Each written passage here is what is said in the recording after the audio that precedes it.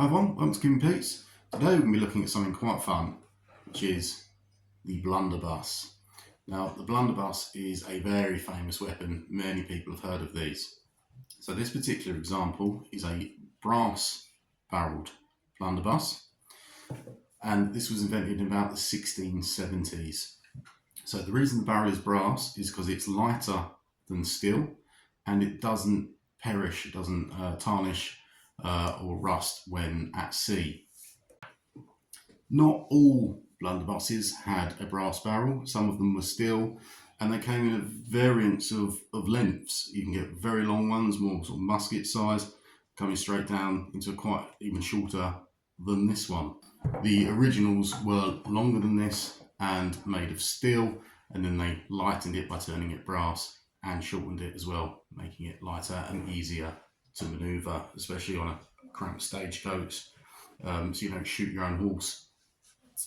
The originals, because these are quite an old gun, so this one's probably about 100 years after the first blunderbuss. So the original had a dog lock on the side, and we will discuss dog locks in another video. But a dog lock was a safety mechanism which they had before the invention of the half cock. So you can get dog lock blunderbusses, but they are pretty rare.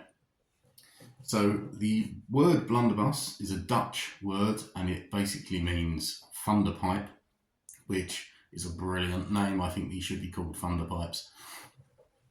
So what was the purpose of a blunderbuss? Why has it got such a unique design? Now, blunderbusses are used in cartoons and things like the old Tom and Jerry, was the Elmer Fudd hunting the rabbit, Bugs Bunny. And you have the big flared barrel, and a lot of people think that the big flared barrel spreads the shot, but this is completely untrue. It doesn't do anything to the shot.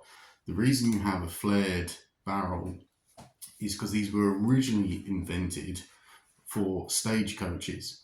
Stagecoaches didn't have any suspension, or if they did, it was nothing. It was very bumpy aboard a stagecoach.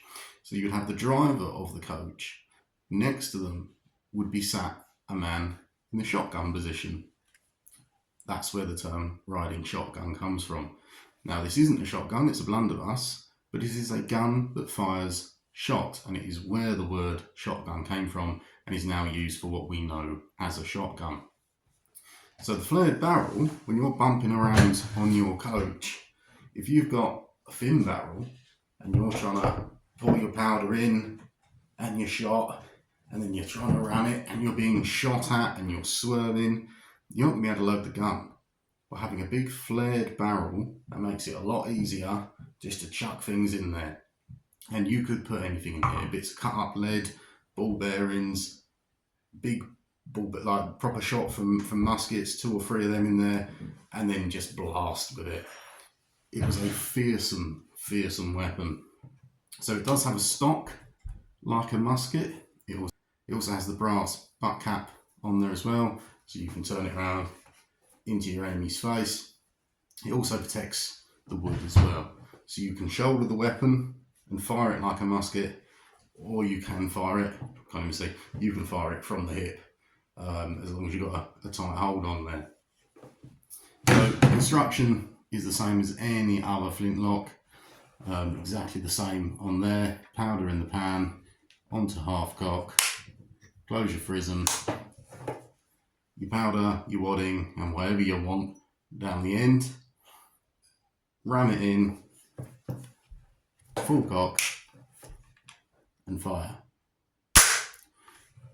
These do make an impressive bang and a lot of smoke. You do not want to be at the deathly end of one of these. So in terms of ramming, this actually comes with quite a small ramrod for the aperture. And what's quite nice on this ramrod is it's a wooden ramrod with a brass tip there for ramming. But on this end, it has a screw. And that is if you get a jam, you can put that down and screw and pull out your wadding and your shot to make the gun safe. Now, because it is quite a thin ramrod, you can see this one's actually been repaired. In the heat of battle, you can snap them. So a trusty bit of doweling next to you can be used to ram one of these, and you can see you can get a much better purchase on that to load it. So yeah, these were used by pirates and coachmen, and a lot of people, even prison guards, had blunderbusses purely because of the stopping power of one of these. You put enough shot into these, you can fire it at 3 bandits on the road and hit all 3 in one shot. It is a brilliant, brilliant bit of kit. So that is the brass barreled blunderbuss. Thanks for watching. I've been Cuban Pete. We'll see you on the next one. If you've enjoyed this video and the other videos on the channel, give us a like, give me a subscribe. Really appreciate it. It helps me grow the channel, helps me get more interesting things to show you guys, and we can all learn together what it was to be a 17th century pirate.